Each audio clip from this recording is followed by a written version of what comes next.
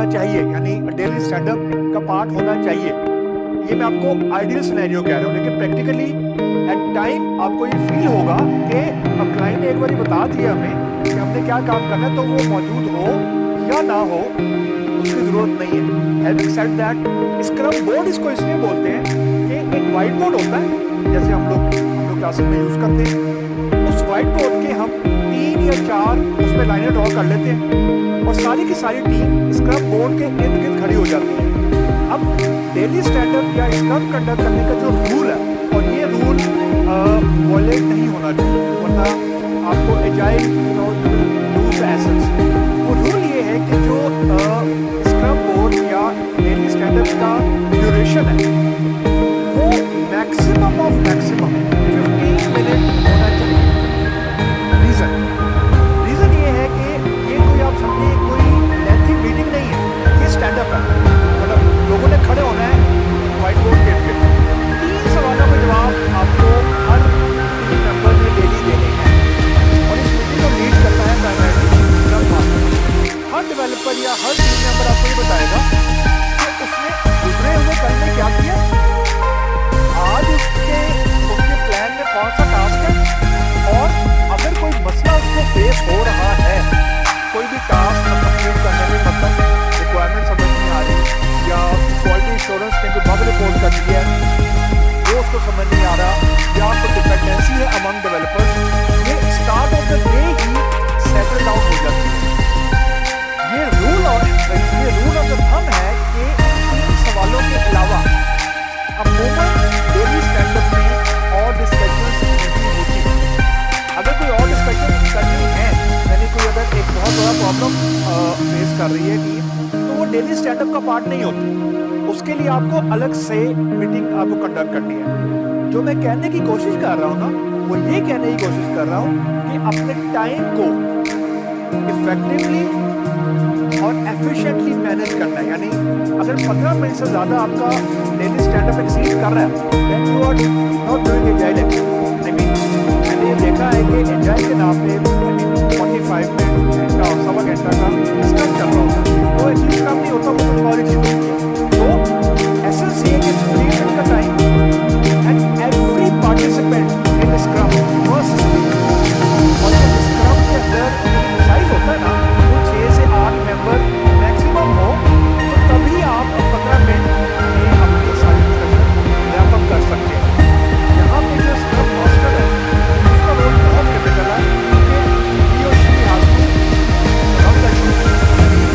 हर developer का मसला भी सुनना, एक कॉलम आएगा इन प्रोग्रेस का, हर डेवलपर आके या हर पार्टिसिपेंट आके अपना जो व्हाइट बोर्ड पे टास्क लिखा हुआ है वो मूव कर देगा फ्रॉम टू डू तो जो टास्क करने हैं तो इन प्रोग्रेस, जो टास्क उसने पूरे दिन में खत्म कर लिए उसको इन प्रोग्रेस वाले सेक्शन से खत्म करके मूव करने का डर नहीं, या क्यूए में मूव कर देगा।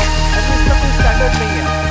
बेसिकली आपने व्हाइट बोर्ड में 3 सेक्शन बनाने हैं, एक तरफ आपने सारे टास्क लिखने हैं, एक सेक्शन आपका इन प्रोग्रेस का होगा, एक सेक्शन आपका फॉर एग्जाम्पल क्यूए का होगा, एक सेक्शन आपका अटर्न का होगा। Different company different column use करती है, इसमें मैं कोई हाथ में पास नहीं बता रहा। सिर्फ आइडिया ये है कि पूरी टीम को पता हो व्हाइट बोर्ड देखे या स्क्रम बोर्ड देखे कि स्प्रिंट या जो टास्क प्लान है उनका स्टेटस क्या चल रहा है, यानी हर एक के पास भागना ना पड़े। Everything is visible on the white board. On scrum board हर एक को पता है कि उसके जिम्मे कौन सा टास्क है। अगर उसने ड्यूरिंग द डे को टास्क कर लिया है तो just go to white board, जो टास्क कंप्लीट कर ली है उसको रेलेवेंट सेक्शन में मूव कर दो। This is it. यानी इससे आपकी जो टीम है वो सेल्फ ऑर्गेनाइज होना शुरू हो जाती है। टीम को पता है कि उसने आज क्या करना है, अगर कोई टास्क हो गया तो उस टास्क को रेलेवेंट सेक्शन में मूव कर दे। मतलब it's not a traditional project management, ये एजाइल है। मतलब हर एक को पता है, हर एक को विजिबिलिटी है हर एक के काम की। यानी एक टीम मेंबर को ये पता है उसका दूसरा टीम मेंबर कौन सा टास्क आज उसके जिम्मे है। अगर कोई डिपेंडेंसी है, कोई डिस्कशन करनी है तो वो स्टार्ट ऑफ द डे ही हो जाए। You don't want to wait until end of the day. ये बेसिकली स्टैंडअप का कॉन्सेप्ट है।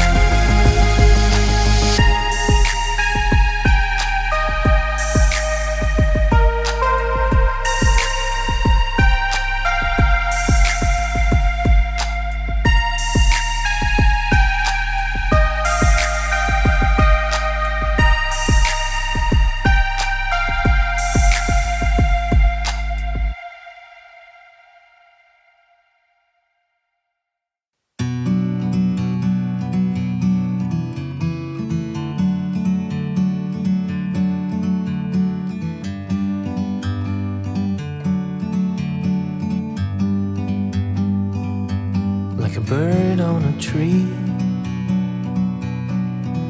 I'm just sitting here, I got time, it's clear to see. From up here, the world seems small. We can sit together, it's so beautiful.